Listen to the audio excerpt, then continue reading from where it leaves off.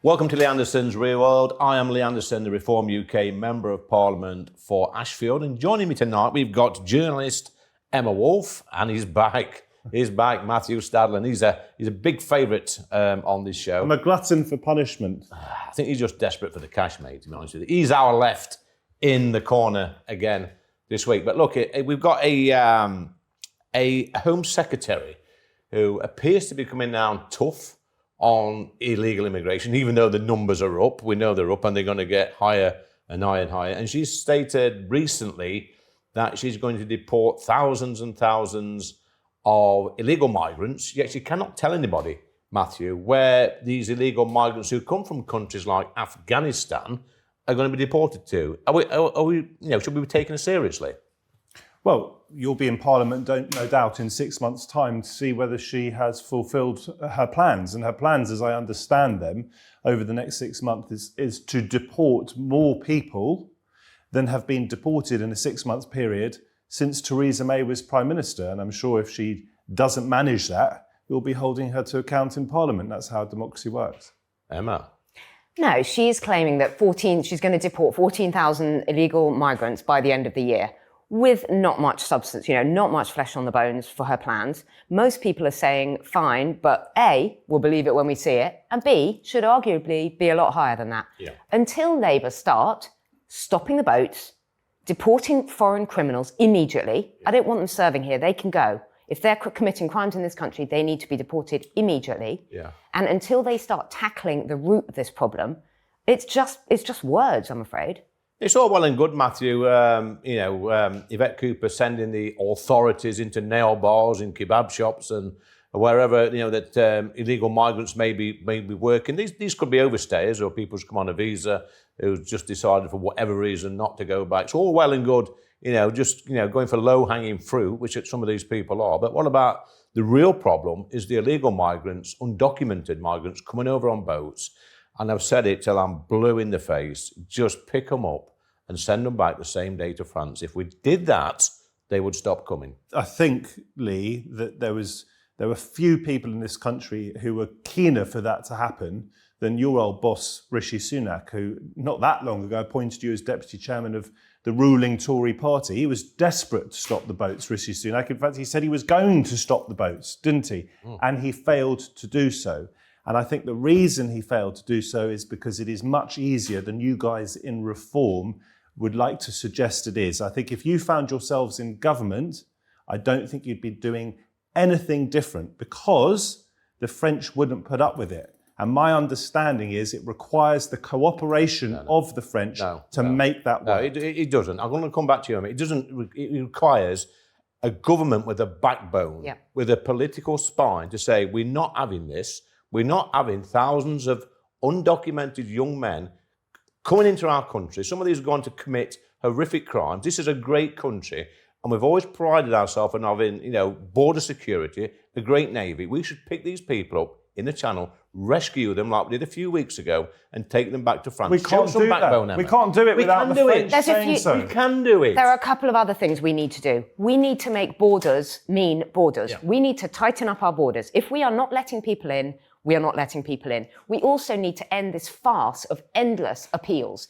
Every time an asylum, and we've seen it in some really awful cases, in criminal cases, when an asylum seeker is found not to have a case, they need to be deported. Until then, Lee, we are going to continue to see numbers rise and rise and rise. Maybe they dip on a day like a stormy day like today. Yeah. But actually, most of the time, numbers are going up and up and up. At that point, we are ending up in this situation where our country is under unsustainable pressure. This isn't about being racist. This is not about being xenophobic. I don't want to push anyone away who genuinely needs help. But our country, look at our communities, look at community cohesion. It's completely falling apart. Our public services are creaking at the seams. Unsustainable pressure. Yeah. And the fact is, we've tried it. Uncontrolled immigration has not worked. This language failed is really experiment. Unhelpful, Emma, to say that our communities are completely falling apart. I don't know where you... We've got riots on the street, Matthew. Because we have far-right criminals. On the street. We have far-right criminals behaving in totally unacceptable and criminal ways. That doesn't mean our communities are falling apart. That's It depends dangerous. where you live, That's though, Matthew. dangerous. Matthew, I it's live fine. I live, Lee. He let me lives tell in a you, leafy area of West London. I live in a very nice area of London, but I happen to know around the country, Matthew, if you get out and about, around the country, people are struggling. They do not recognise their communities anymore. And they're not struggling They are not because of able to immigrants. get doctor's appointments or school places. Let me come back on this, okay? There's various points. I live in not just London, but in Notting Hill, where there is definitely some wealth, but there's a huge amount of inequality, and it is one of the most diverse boroughs you could find anywhere in the world. Well done. Let me finish. I can tell you that our community... We'd all like to live in Notting Hill. Notting Hill, I'd love to live there. My street is half social housing and half owned housing. It is very diverse, whichever way you look.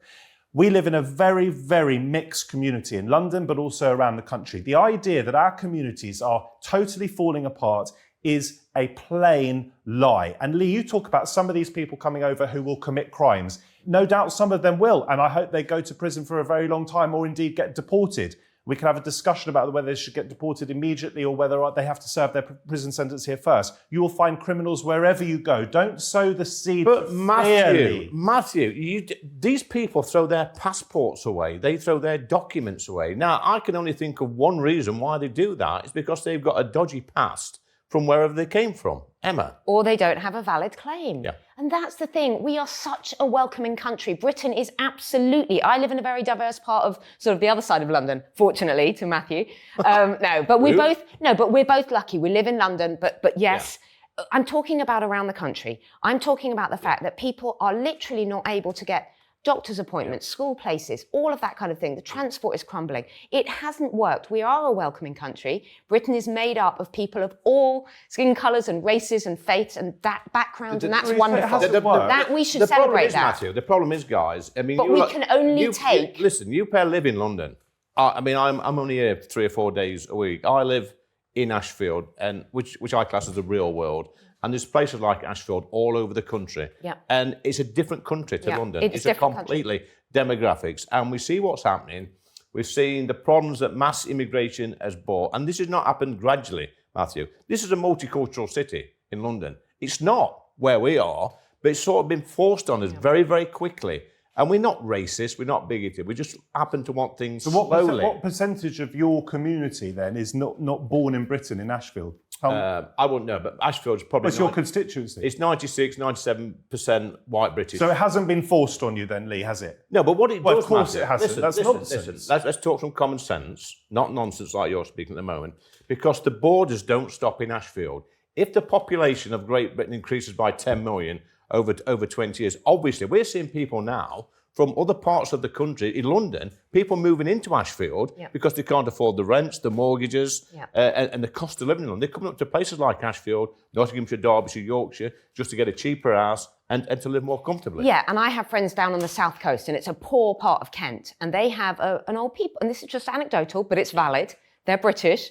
They have an old people's home that's been closed down to make an asylum centre. And that those people don't particularly want to be down on the south coast. They probably want to come to London. They're probably economic migrants. They want to come here for a better life.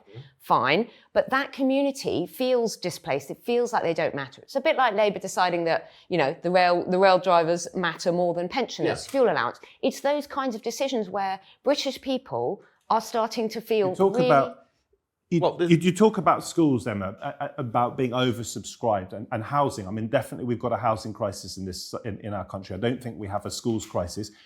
The people who are caring for our elderly, in many cases, are first-generation immigrants. And unless we get British people to sign up to do those jobs, and by the way, that involves paying them properly, that will continue to be the case. Let's blame immigrants. Immigrants are keeping us afloat. Our NHS, after 14 years, after 14 years of Tory rule, our NHS is on its knees. It would be in an even worse state if we were not being helped by Nobody's blaming Matthew, I am not blaming immigrants, and I would absolutely agree with you that carers who do the hardest job in the world, and teachers and early years educators, should be paid a decent wage. It's a scandal in this country that they're on minimum wage when footballers are on hundreds of thousands a week.